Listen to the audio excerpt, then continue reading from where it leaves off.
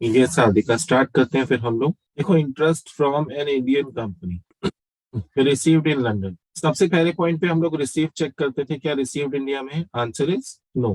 But क्योंकि Indian company है ना, तो ये साधिका आपका आंसर क्या होगा? सर एक्रूअराइज इंडिया में है तो तीनों केसेस में टैक्सेबल होगा। वेरी गुड, बिल्कुल करेक्ट आंसर है आपका। तो तीनों के लिए टैक्सेबल है। Next point is pension from former employer in India received in USA. Again received USA में है, रिसीव्ड इंडिया में नहीं है, लेकिन एक्रूअराइज इंडिया में है तो भी तीनों तीनों के केसेस लिए में टैक्स। टैक्सेबल होगा। Correct answer. Business in Paris है, half of the profit being received in India, half received in India. तो दो पार्ट्स में डिवाइड कर लेंगे, 1 लाख 1 लाख। अच्छा, 1 लाख वाला रिसीव्ड इन इंडिया है तो तीनों के लिए टैक्सेबल हो जाएगा। और जो बैलेंस 1 लाख है, जो बैलेंस बचेगा, ये किस बेसिस पे टैक्सेबल होगा? सर ये कंट्रोल के बेसिस पे स्टार्टिंग के 2 में टैक्सेबल होगा, मतलब नॉन रेजिडेंट्स के लिए टैक्सेबल नहीं है। करेक्ट आंसर है, वेरी गुड। और नेक्स्ट पॉइंट हमारा क्या है? एग्रीकल्चर इनकम है। देखो, लेकिन लैंड जो है वो भूटान में, अगर यही लैंड इंडिया में होती तो सर एक्सक्लूडेड करते, ऑमिट हो जाती। बिल्कुल किसी के लिए भी टैक्सेबल नहीं होता। लेकिन एग्रीकल्चर इनकम हमें भूटान से हो रही, रेमिटेड टू इंडिया है, भूटान से है हमारी एग्रीकल्चर इनकम। तो भाई इस केस में क्या होगा? सर फर्स्ट 3 केसेस में तो ये फॉल नहीं कर रहा, तो ऑटोमेटिकली फोर्थ केस में फॉल हो जाएगा, तो सिर्फ ऑर्डिनरी रेसिडेंट्स के लिए टैक्सेबल होगा। बिल्कुल करेक्ट आंसर है आपका। एंड प्रॉपर्टी इन इंग्लैंड है, रिसीव भी वहीं पर है, ये शादी का क्या आंसर होगा इसमें? सर फोर्थ केस में ही होगा और फर्स्ट ऑर्डिनरी रेसिडेंट्स के लिए टैक्सेबल होगा। करेक्ट आंसर है, बिल्कुल करेक्ट आंसर है। अच्छा, past foreign income brought to India. Sir ये फिफ्थ केस हो जाएगा, वो किसी में भी टैक्सेबल नहीं होता तीनों में से। करेक्ट आंसर है, आपने बिल्कुल सही कैलकुलेट किया, करेक्ट। अच्छा, 14th क्वेश्चन भी एक बार देख लेते हैं, ठीक है? क्या लिखा है इसमें? Salary income received in India, received in India for services rendered in Hong Kong, किसके लिए टैक्सेबल होगा? तीनों केसेस में टैक्सेबल होगा। Correct answer. Income from profession in India but received in profession in India. अच्छा, रिसीव्ड सर जर्मनी में। हाँ जी, एक्रूअराइजेस India में है तो भी तीनों केसेस में टैक्सेबल होगा। करेक्ट आंसर है, very good. Property income in Uganda, out of which 2,40,000 was remitted. क्या रेमिटेड को देखते हैं? नो सर रेमिटेड को नहीं देखते। करेक्ट आंसर, रेमिटेड को इग्नोर करते हैं। तो रिसीव भी इंडिया में नहीं है ना? एक्वायराइज भी इंडिया में नहीं कंट्रोल भी नहीं है है, प्रॉपर्टी पे कंट्रोल भी नहीं होता, तो तो ऑटोमेटिकली फोर्थ केस में आ जाएगा, फोर्थ केस में ऑर्डिनरी आएगा। रेसिडेंस के लिए टैक्सेबल होगा। करेक्ट आंसर है। बिजनेस इन बैंगलोर, यस, क्या आंसर होगा? सर ये भी तीनों केसेस में टैक्सेबल होगा क्योंकि एक्रूअराइजेस इंडिया में है। करेक्ट आंसर है, very good. Agriculture income in Kenya. Sir Kenya में है, आउट ऑफ इंडिया है, तो फर्स्ट 3 केसेस में तो फॉल नहीं कर रहा, तो ऑटोमेटिकली फोर्थ में होके ऑर्डिनरी रेसिडेंस के लिए टैक्सेबल हो ठीक जाएगा। है, बिल्कुल वो आर के लिए टैक्सेबल होगा। Profit from business carried on in Nepal but controlled from India. Sir first 2 cases में टैक्सेबल होगा, ऑर्डिनरी रेसिडेंस और नॉन ऑर्डिनरी रेसिडेंस के लिए। करेक्ट आंसर है, वेरी गुड। मतलब थर्ड क्वेश्चन हम लोग डिस्कस कर रहे हैं अभी। तो फर्स्ट का आंसर क्या है? यस, सर फर्स्ट केस में तीनों केसेस में टैक्सेबल होगा। करेक्ट है, रिसीव्ड है, तीनों के लिए टैक्सेबल। सेकंड केस में सेकंड केस में भी रिसीव्ड इन इंडिया है तो तीनों के लिए टैक्सेबल हो जाएगा। करेक्ट आंसर है। थर्ड केस में sir third case fourth condition में फॉल कर रहा है तो सिर्फ फर्स्ट वाले के लिए ऑर्डिनरी रेसिडेंस के लिए टैक्सेबल होगा। करेक्ट आंसर है, वेरी गुड। नेक्स्ट केस में सर ये control in India third condition है तो ये सिर्फ फर्स्ट 2 केसेस के लिए टैक्सेबल होगा, ऑर्डिनरी और नॉन ऑर्डिनरी रेसिडेंट। और रेमिटेड का क्या करेंगे? सर रेमिटेंट को इग्नोर कर देंगे। Correct 2 lakh answer, amount. Correct answer है, बिल्कुल। और नेक्स्ट पॉइंट पे क्या होगा? सर ये एक्रूअराइजेस इंडिया में है तो ये भी तीनों केसेस में टैक्सेबल हो जाएगा। करेक्ट। और नेक्स्ट केस सर इसमें भी एक्रूअराइजेस वाला कॉन्सेप्ट लग के तीनों केसेस में टैक्सेबल होगा। करेक्ट आंसर है, वेरी गुड। और सर लास्ट केस में, हाँ जी, एग्रीकल्चर इनकम है आउटसाइड इंडिया है तो ये फोर्थ कंडीशन में फॉल होगी और सिर्फ ऑर्डिनरी रेसिडेंस के लिए टैक्सेबल होगी। करेक्ट आंसर है, बिल्कुल। तो क्या एजुकेशन पे स्पेंड किया है उससे कोई फर्क पड़ेगा? आंसर इज नो, उससे कोई फर्क नहीं पड़ता भाई, ये भी फोर्थ कंडीशन में फॉल करेगी। यस बच्चों, एक बार ट्राई करना ये वाला क्वेश्चन। अनिरुद्ध के बारे में दिया हुआ है, क्या दिया हुआ है? या तो रेजिडेंट ऑर्डिनरी, मतलब 3 सिचुएशंस वही वाली हो गई जिनमें हम लोग देखते हैं, ठीक है? ROR, RNOR और लास्ट में NR, ठीक है? इन तीनों सिचुएशंस में आपको देखना है कि किसकी कौन सी इनकम टैक्सेबल हो। सर ये जो सी पॉइंट है, rent from property in London, deposit in London bank, इसमें भी 30% डिडक्शन वाला केस लगेगा। बिल्कुल लगेगा, इसमें भी लगेगा, बिल्कुल करेक्ट लॉजिक लगाया आपने। अच्छा, एक पॉइंट जो है ना, यहाँ पर थोड़ा डिफरेंट है। डिविडेंड फ्रॉम इंडियन कंपनी, ठीक है, पहले ही एग्जम्प्ट होता था, ठीक है, पिछले साल तक ये एग्जम्प्ट होता था, अभी ये टैक्सेबल है, ठीक है। तो जो नॉर्मल ट्रीटमेंट होता है वही होगा। हाँ जी, आपका आंसर कितना आ रहा है, टोटल कितना आ रहा है? फर्स्ट वाले मतलब ऑर्डिनरी रेसिडेंस में आ रहा है 83,500, ओके, सेकंड में 21,000 एंड लास्ट वन में भी 21,000। आपका आंसर करेक्ट है। जी सर। हमने बस लास्ट क्लास में जो पढ़ा था बस उसी के बेसिस पे किया है, कुछ भी नया नहीं करवाया मैंने। आज एक क्वेश्चन किया था हम लोगों ने, उसमें किया था ऐसा, स्टडी में कई क्वेश्चन होगी। मतलब गवर्नमेंट ये कहती है कि भाई आपके मकान के रिपेयर एंड मेंटेनेंस के कुछ एक्सपेंसेस होते हैं, ठीक है, तो जो भी आपको रेंट रिसीव हो रहा है ना, हम मान के चलते हैं कि 30% आपके एक्सपेंसेस होगा। सर मतलब एक्चुअल एक्सपेंसेस से कोई लेना देना नहीं, नहीं बच्चों, एक्चुअल एक्सपेंसेस से कोई लेना देना। एक्चुअल एक्सपेंसेस इवन क्वेश्चन में गिवन भी हो ना तो भी हम इग्नोर करते हैं। हम जो स्टैंडर्ड डिडक्शन देते हैं कि भाई खर्चों की जो एक्सपेंसेस की डिडक्शन देते हैं फिक्स है, वो 30% होती है। डन। ये बच्चों विजिबल है आप लोगों को, कंसेप्ट रिवाइज करवा रहा हूँ। इंसिडेंस ऑफ टैक्स, हम लोग ये देखते हैं कि कौन सी इनकम टैक्सेबल है और किसके हैंड्स में टैक्सेबल है। तो इंसिडेंस ऑफ टैक्स में हम टैक्सेबिलिटी चेक करते हैं। अगर इनकम रिसीव्ड इन इंडिया है, अगर इनकम रिसीव्ड इन इंडिया है means first receipt, direct receipt India में है, भाई रेमिटेंस नहीं देखेंगे, पता चला फॉरेन में रिसीव हुई फिर इंडिया में रेमिट कर दी, भेज दी, उसे नहीं चेक करेंगे।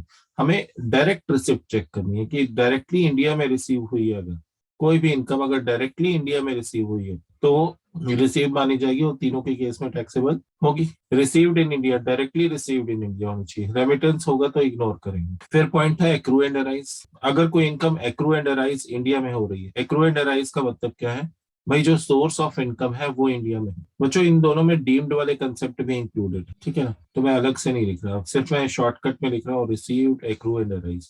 एक्रू एंड अराइज का मतलब क्या है, भाई जैसे एक एग्जांपल लेते हैं, प्रॉपर्टी इंडिया में सिचुएटेड है तो सोर्स ऑफ इनकम कहाँ से है, इंडिया से है। प्रॉपर्टी इंडिया में सिचुएटेड है, सोर्स ऑफ इनकम कहाँ से है, इंडिया में है, तो क्या होगा, एक्रू अराइज इंडिया में। उस प्रॉपर्टी से होने वाली इनकम एक्रू अराइज इंडिया में। आप जॉब इंडिया में कर रहे हैं, जॉब से जो आपको सैलरी मिल रही है वो एक्रू अराइज इंडिया में मानी जाएगी, चाहे आपको रिसीव कहीं भी हो रही है, ठीक है, लेकिन सर्विसेज आपने इंडिया में दी तो एक्रू अराइज इंडिया में, ठीक है। इसके अलावा बिजनेस, बिजनेस अगर इंडिया में सिचुएटेड है, प्रोफेशन अगर इंडिया में सिचुएटेड है तो एक्रू अराइज इंडिया में है। इंटरेस्ट रिसीव हो रहा है इंडियन बैंक से रिसीव हो रहा है, एक्रू अराइज इंडिया में है, ठीक है ना। थर्ड पॉइंट क्या है, कंट्रोल। बच्चों इनमें सीक्वेंस में चलते हैं, सबसे पहले रिसीव्ड देखते हैं, अगर रिसीव्ड वाली कंडीशन फुलफिल नहीं हो रही तो एक्रू अराइज चेक करेंगे, अगर पहली दोनों फुलफिल नहीं हो रही तो थर्ड चेक करेंगे, कंट्रोल चेक करेंगे, ठीक है। कंट्रोल सिर्फ बिजनेस या प्रोफेशन पे होता है, प्रॉपर्टी पे कंट्रोल नहीं होता, प्रॉपर्टी पे कभी कंट्रोल मत चेक करना, बैंक डिपॉजिट पे कभी कंट्रोल नहीं होता, उन केसेस में आप कंट्रोल चेक मत करना।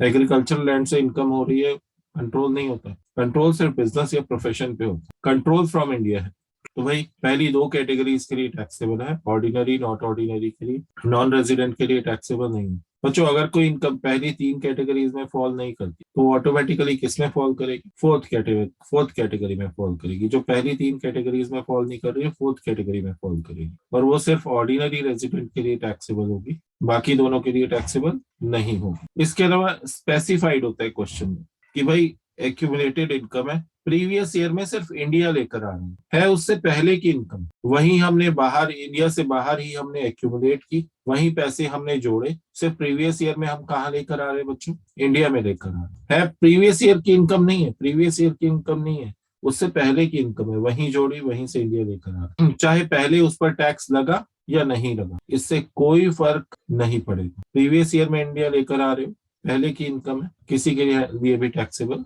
नहीं। तो ये पॉइंट्स थे। चलो कंसेप्ट एक बार रिवाइज हो गया बच्चों, चलते हैं क्वेश्चंस के ऊपर चलते हैं। Let's see. बच्चों मैं रिपीट कर रहा हूँ, अभी हम लोग डिस्कस कर चुके हैं, वैसे देखना एक बार। ये साहिल, फर्स्ट केस में क्या होगा, क्या रिसीव्ड इन इंडिया है, देखना साहिल। रिसीव्ड इन लंदन है, इंडिया नहीं है। तो रिसीव्ड इंडिया में नहीं है, एक्रू यस, एक्रूअराइज इंडिया में है। ओके। अगर एक्रूअराइज इंडिया में तो तीनों केसेस में आएगा।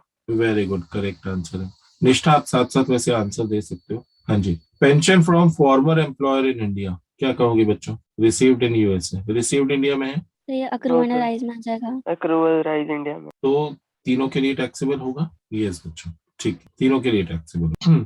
अच्छा, प्रॉफिट अर्न किया है business in Paris, controlled in India, half of the profit being received in India, हमने अलग अलग कर लिया, हाफ अलग कर लिया, हाफ अलग कर लिया। अच्छा, हाफ कह रहे हैं रिसीव इंडिया में हुआ है, हाफ रिसीव इन इंडिया। तो 1 लाख तो तीनों के लिए टैक्सेबल हो गया। अच्छा, बैलेंस 1 लाख के लिए क्या करेंगे? यहाँ लिखा था हाफ जो है रिसीव इन इंडिया हुआ है, तो भाई रिसीव वाले को पहले देखते हैं। सीक्वेंस में पहले आता है रिसीव, है ना, रिसीव वाले को पहले देखते हो। तो 1 लाख तो तीनों के लिए टैक्सेबल हो गया। जो बैलेंस 1 लाख बचा सर, वो रिसीव भी इंडिया में नहीं है, वो एक्रूअराइज भी इंडिया में नहीं है, लेकिन वो कह रहे हैं कि कंट्रोल इंडिया से बैलेंस 1 लाख, तो वो सिर्फ किसके लिए टैक्सेबल होगा, किस किस के लिए टैक्सेबल होगा? फर्स्ट और सेकंड केस के लिए। फर्स्ट और सेकंड केस में टैक्सेबल होगा, थर्ड में टैक्सेबल नहीं होगा। करेक्ट आंसर है। Next point is income from agricultural land in Bhutan, agriculture in Bhutan remitted to India. क्या रेमिटेड को देखते हैं साहिल? हाँ जी सर। बच्चों रेमिटेड को क्या करते हैं निष्ठा? रिसीव में कंसिडर नहीं करता, रिसीव में कंसिडर नहीं करते। तो क्या तो ये रिसीव्ड करिए इंडिया में? प्रीवियस ईयर के इनकम होंगे। बिल्कुल, रिसीव्ड इंडिया में नहीं है। एक्रूअराइज भी एग्रीकल्चरल लैंड भी भूटान में, एक्रूअराइज भी इंडिया में नहीं है, और इस पर कंट्रोल तो होता नहीं है। तो किस में फॉल करेगा? फोर्थ पॉइंट में। किसमें फॉल करेगा? फोर्थ पॉइंट में। सिर्फ किसके लिए टैक्सेबल होगा? Ordinary resident free. साहिल, इसमें कोई डाउट है? No sir. नेक्स्ट पॉइंट देखते हैं। Income from property in England received there, भाई रिसीव्ड इंडिया में नहीं, प्रॉपर्टी है। एक्रूअराइज तो भी इंडिया में नहीं है, और प्रॉपर्टी पे कंट्रोल तो होता ही नहीं है। फिर कौन सी कैटेगरी आ गई? जो पहले तीनों में फॉल नहीं करता, वो किसमें फॉल करता है? फोर्थ में। और वो सिर्फ किसके लिए टैक्सेबल होता है? आरओआर के लिए।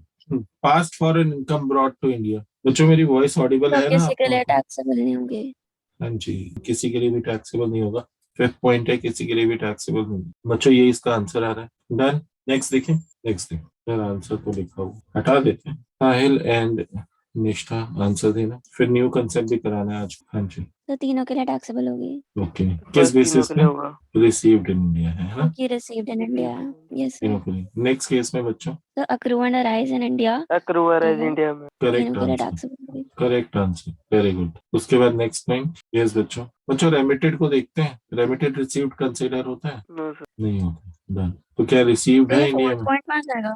करेक्ट है, फोर्थ में फॉल करेगा, फोर्थ में आएगा। और सिर्फ किसके लिए? आरओआर के लिए टैक्सेबल, पहले वाले के लिए, फर्स्ट कैटेगरी। हाँ जी, नेक्स्ट पॉइंट बच्चों। तो रिसीव्ड तो तीनों के लिए टैक्सेबल होगा। हमें देख के लग रहा है कि इंडिया में ही रिसीव हुआ है, वैसे एक्रूअराइज भी इंडिया में है, तो दोनों बेसिस पे तीनों के लिए टैक्सेबल है। करेक्ट। रिसीव का बट लिखा नहीं हुआ था, लेकिन इम्प्लाइड है भाई, यहीं से अर्न किए यहीं मिला होगा, है ना। नेक्स्ट पॉइंट देखते हैं, इसमें फॉल करेगा बच्चों। बच्चों रिसीव्ड इंडिया में है या नहीं? नो सर, फोर्थ पॉइंट में।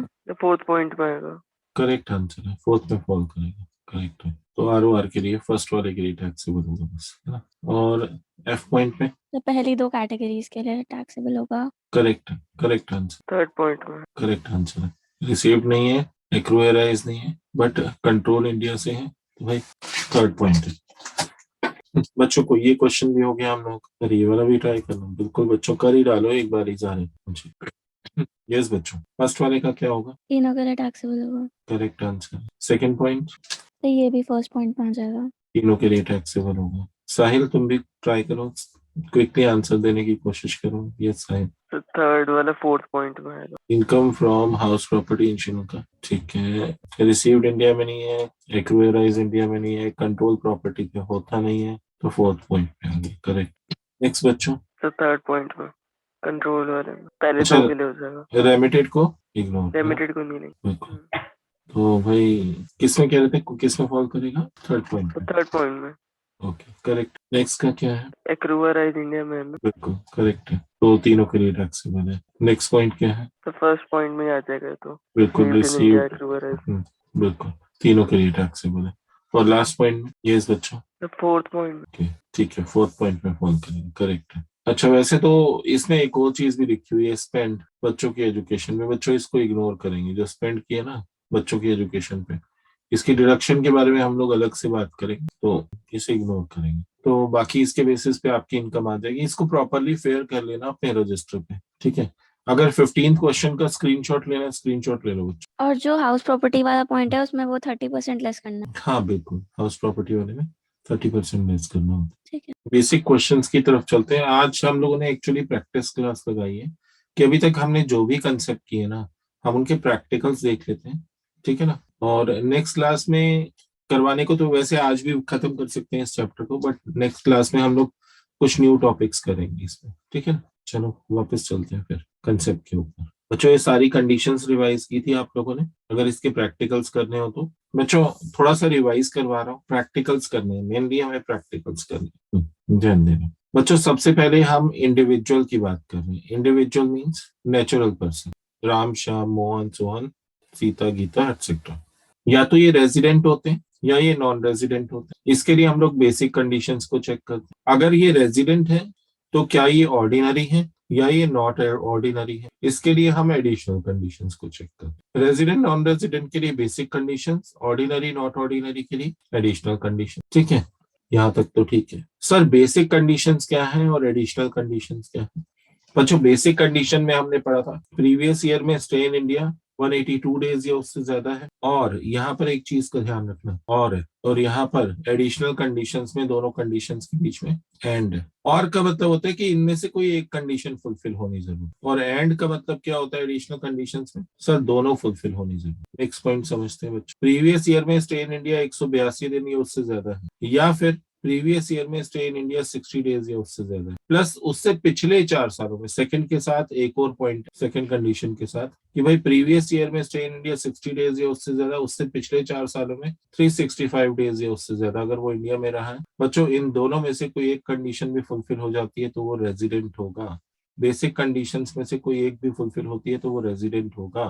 ठीक है ना, डन। बच्चों आज जो हम लोग करेंगे, आज हम एक न्यू कंसेप्ट करेंगे, डीम्ड रेजिडेंट। किसका? डीम्ड रेजिडेंट का कंसेप्ट करेंगे। बच्चों पहली एक्सेप्शन तो ये है कि वो इंडिविजुअल है। एक्सेप्शन अभी समझाऊंगा कैसे, कि वो इंडिविजुअल है, सिटीजन ऑफ इंडिया है, इंडिया छोड़ के जा रहा है during the previous year for employment, भाई नौकरी के लिए जा रहा है, बिजनेस करने के लिए जा रहा है, प्रोफेशन के लिए जा रहा है, बाहर जा रहा है, इंडिया से बाहर जा रहा है इंडिया का सिटीजन ऑफ इंडिया, इंडिया छोड़कर जा रहा है during the previous year for employment purpose. कहाँ जा रहा है? आउटसाइड इंडिया जा रहा है। तो भाई जो ऊपर बेसिक कंडीशन में सेकंड वाली हमने देखा था कि 60 दिन या उससे ज्यादा इंडिया में रहना चाहिए, उसको कह रहे हैं काट के 182 डेज कर दें। भाई अगर 182 डेज कर देंगे सेकंड कंडीशन को, तो फर्स्ट कंडीशन तो थी पहले ही 182 डेज वाली, देखो फर्स्ट कंडीशन तो थी 182 डेज, सेकंड कंडीशन में जो 60 डेज है इसे काट के 182 डेज कर दिया, तो सेकंड कंडीशन तो फिर वैल्यू ही खत्म हो गई सेकंड कंडीशन की, फिर तो सेकंड कंडीशन यूजलेस है, फिर तो फर्स्ट कंडीशन ही मतलब एप्लीकेबल है।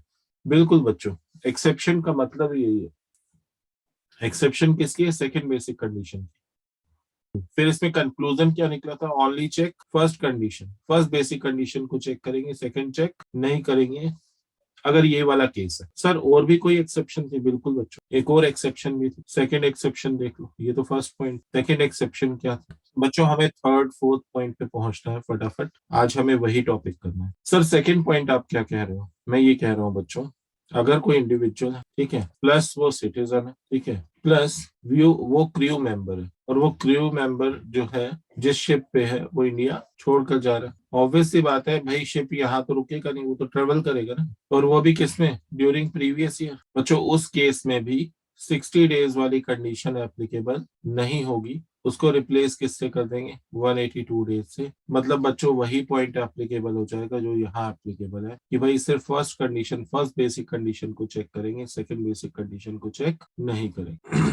बच्चों अब की पॉइंट जो शुरू होता है वो हमारा थर्ड पॉइंट से शुरू होता है, वो इम्पोर्टेंट। सर ऐसा क्या है थर्ड पॉइंट में? अभी बता रहा हूँ, बहुत इंपॉर्टेंट बच्चों, एक कंसेप्ट बिल्कुल नया है, और जो पॉइंट में अब करवाने वाला वो याद रखना, वो आपके एग्जाम में पूछे जाने के पूरे जो पॉइंट में अब बताने वाला हूँ पीछे ही डिस्कस कर लेते। थर्ड एक्सेप्शन यहाँ डिस्कस करते बच्चों। एक्सेप्शन नंबर 3, पॉइंट नंबर 3 बच्चों ध्यान देना, इंडियन सिटीजन, ध्यान से सुनना, इंडियन सिटीजन, ये कुछ नया है जो अभी तक नहीं करा है, यही लिख देते। Person of Indian origin living outside India, मैं इंडिया में नहीं रह रहा, कहाँ रह रहा है? Outside India, visits India during previous year. एक इंडियन सिटीजन है या पर्सन ऑफ इंडियन ओरिजिन है, इंडिया से बाहर रह रहा है, विजिट करता है India during the previous year.